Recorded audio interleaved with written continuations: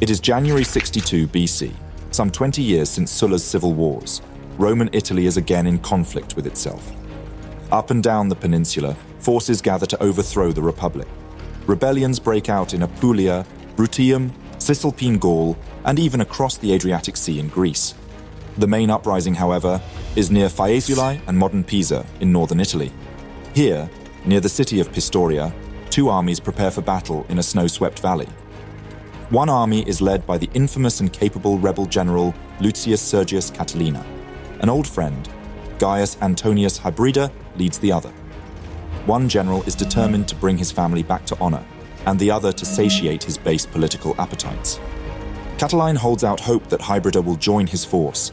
A Hybrida, perhaps uncertain of who will win, or in an attempt to guarantee his station, has claimed illness and temporarily surrendered command of the consular army to Marcus Petreius, his lieutenant.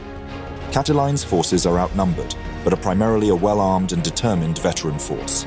The loyalist forces are likely less experienced and similarly armed, but are unable to use their superior numbers properly due to the terrain, and they may even doubt the loyalty of their absentee general. Catiline, unlike Hybrida, has no doubts. As the battle closes in, he prepares an active defense, dismounts his cavalry, and sends the horses away. He will have no use of a steed. Today he plans to find either victory or death.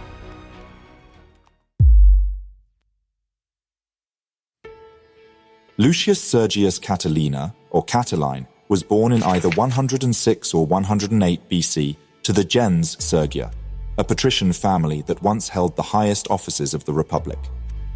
While their glory had waned significantly over the past 280 years, their finances had not.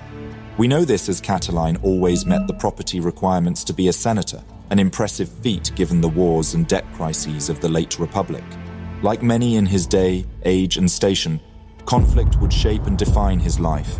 He was a child at the start of the social war, participated in the siege of Asculum, attached himself to Sulla's forces during the civil wars, and resided in Italy during Spartacus's well-known slave revolt that tore the peninsula apart. These repeated civil wars are hypothesized to have caused enough uncertainty that those in Rome with wealth began to hoard it instead of spending it, thereby limiting the physically available cash. Having items of value but no money to exchange them for, debtors began to offer other forms of payment, that is in slaves, land, or real estate. This was not the form of repayment that creditors had agreed to, however, and they declined these offers, thus preventing debt resolution and putting the debtor at risk of losing the protections otherwise guaranteed to a Roman citizen. Modern scholars such as Adalberto Giovannini, a specialist in ancient economics, claim that this crisis directly or indirectly affected all classes in the late Roman Republic. Clearly, reform of some sort was needed. Using his connections, wealth, and name, Catiline rose rapidly in the Roman political system, and for a time it appeared the young nobleman might return his long-forgotten family to honor. But this is when a series of roadblocks would appear on Catiline's road to power. He was accused of corruption, making him ineligible for the consulship of 65 BC, and he would lose the election for it in 64 BC. Frustrated that a man of patrician birth would be denied an office he saw as his birthright, he took his populist politics to the extreme. Declaring that he would reduce or forgive debts and redistribute land, he ran for consul again. This new populist platform made him a threat to Cicero, whose power base was primarily that of wealthy equities and landed senators, both groups who were regularly creditors. Following a massive smear campaign where he was accused of attempting to assassinate Cicero, Catiline lost again. It now seemed like the Sergia family, which Catiline so proudly represented, may be permanently stuck in the political wilderness. Scorned by the Senate and possibly now bankrupt, Catiline seems to have internalized these slights as a feeling of hate, revenge, and revolt. On the night of October 19, 63 BC, the future triumvir Marcus Licinius Crassus hurriedly awoke one of the consuls for the year, Marcus Tullius Cicero, with an urgent message. Someone planned an impending massacre of prominent citizens and senators to occur in just 9 days. Cicero relayed this information to a skeptical and divided Senate and, in his speech, denounced Catiline as the instigator of a large conspiracy in such terms that all senators present slowly distanced themselves from the populist, leaving him alone physically and politically. Due to a lack of evidence, nothing was yet done, but the presence of an army gathering in Etruria seems to have confirmed Cicero's claims. An attempt against the state was about to be made. Cicero would continue to denounce Catiline in the days following, and on November 9th, 63 BC, Catiline fled Rome while declaring to the Senate that he would enter exile. Instead of exile, he joined with the gathering forces near Faesulae to the west of the Apennine Mountains.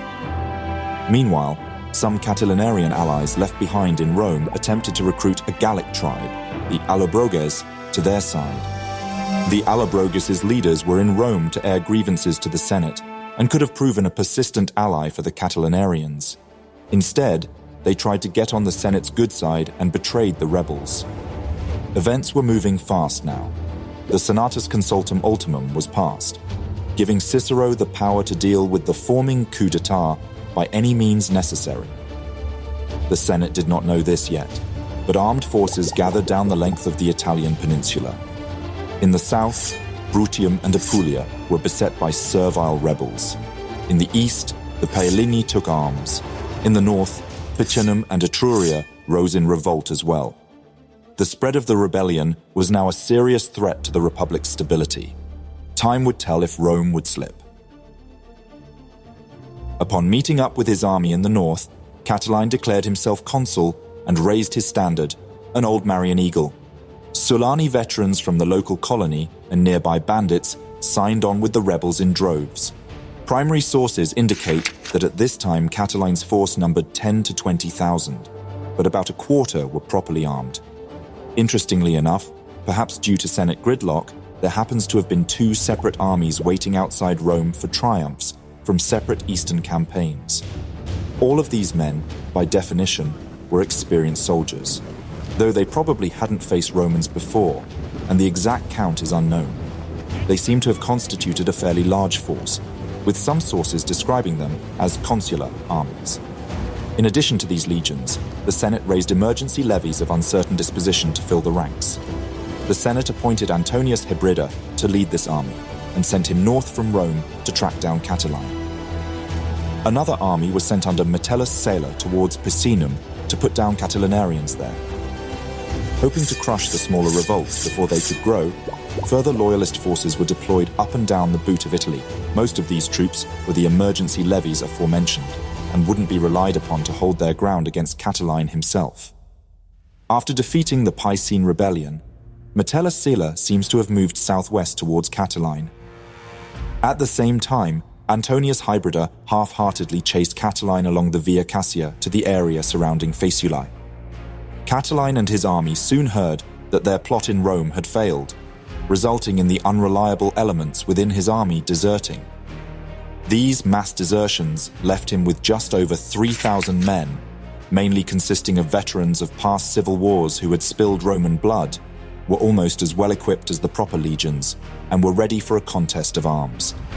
Following evasive maneuvers across the Apennines during a series of forced marches, Catiline's diminished force was now between two armies in the middle of January, and food was short.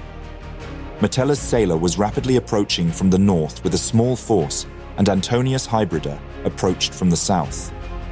Catiline realized that his army would starve without removing one of these threats. To this end, he may have hoped that his friend Hybrida would defect with his army instead of fighting, and chose to face Hybrida's larger force in a narrow valley that some say is modern Campo Tesoro.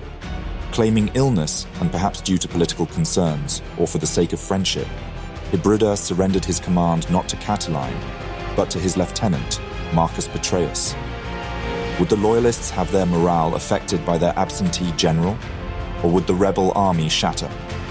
On this cold January day near Pistoria, it became clear that the Roman gladius would once again spill Roman blood.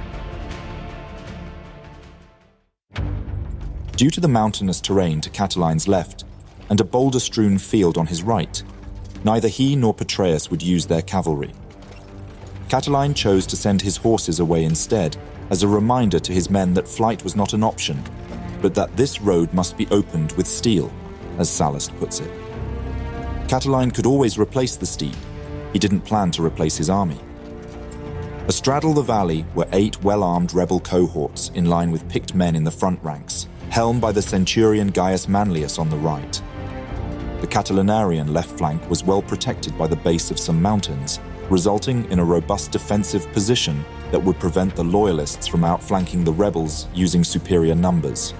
Catiline placed himself under the Eagle standard in the rear, alongside freedman bodyguards and his limited reserves. Meanwhile, the loyalist legions numbered around 2 or 3 times the size of Catiline's force, but were better supplied and maybe better equipped. Owing to the limits of the valley, Petreius had little choice but to mirror the length of Catiline's line, but planned on punching through the rebel line using sheer numbers. He could afford army losses, while Catiline couldn't.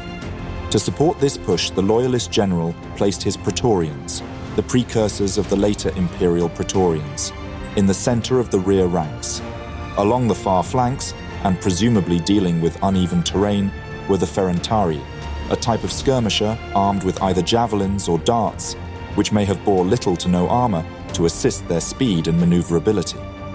Following the suspiciously timed onset of Hybrida's illness, horns echoed from both armies, signaling a slow and almost cautious approach toward each other.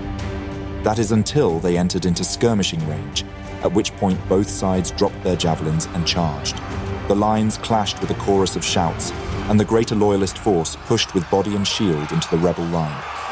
Catiline led an active defense, personally deployed his reserves to any gaps appearing in his ranks, and often came directly to blows with the enemy himself. In this way, he held the loyalist tidal wave at bay. Petreius had expected a quick victory against the rebels, but Catiline's men knew their diminished forces could only hope to survive this day through victory. The loyalists, having cornered a beast, had other options. Despite the seemingly hopeless situation, we are told that Catiline and his legions fought fiercely. The rebel line had begun to diminish from the ongoing brawl when Petreius called upon his Praetorians and personally led the charge.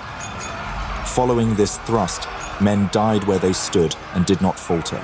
Praetorians cut into the rebels like a cleaver into meat. Casualties mounted first in the middle, then the flanks, not due to rout as in most battles, but due to massive loss of life. After running out of reserves, Catiline suffered a breakthrough in the center, allowing the Praetorians to face his exposed and now partially enveloped flanks. And yet they didn't run. Catiline could no longer hope to win this battle, so he rallied his bodyguard for one last push. The force of the renewed rebel onslaught began to press deep into loyalist lines and killed many, but it wasn't enough. The rebels stood, they fought, and they died to a man. The wounded were cut down without mercy. Gaius Manlius had died with his men, and Catiline was found amongst the bodies, ragged with breath, and was decapitated. Sallust tells us the atmosphere following the battle was a mix of sorrow and joy. Here lay a friend, there a relation, and nearby a personal enemy. Primary sources stress that this was a costly victory, for all forces fully committed to battle on the Republic's side had become casualties due to wounds or the embrace of death.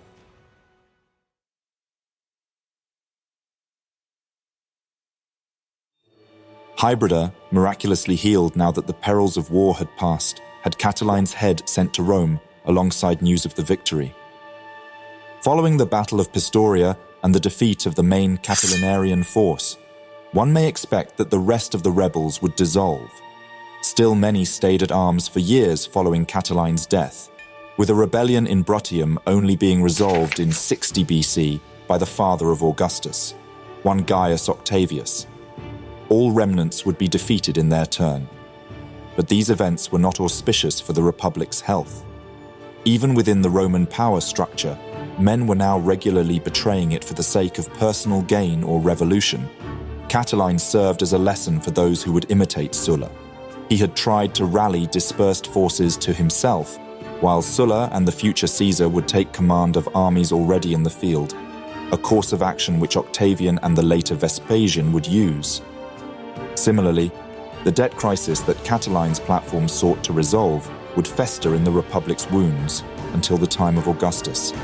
The Allobroges likewise remained discontent with their treatment by the Senate and would take up armed conflict against Rome repeatedly in the following decades.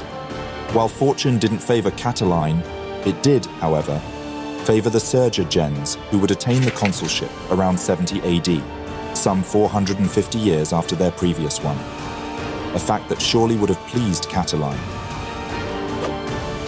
I want to thank the writer and researcher for this video, McGinnis. Thank you for watching this video. Please leave a like. It really helps out the channel. If there is a topic, battle, or person you would like to know more about, let me know your thoughts in a comment. I would also like to thank all my patrons and channel members for their generous support. If you enjoy House of History and you want to support my work, consider joining me on Patreon. For just $1 per month, you will gain early access to all my videos without any in-video advertisements. Don't forget to subscribe. See you next time.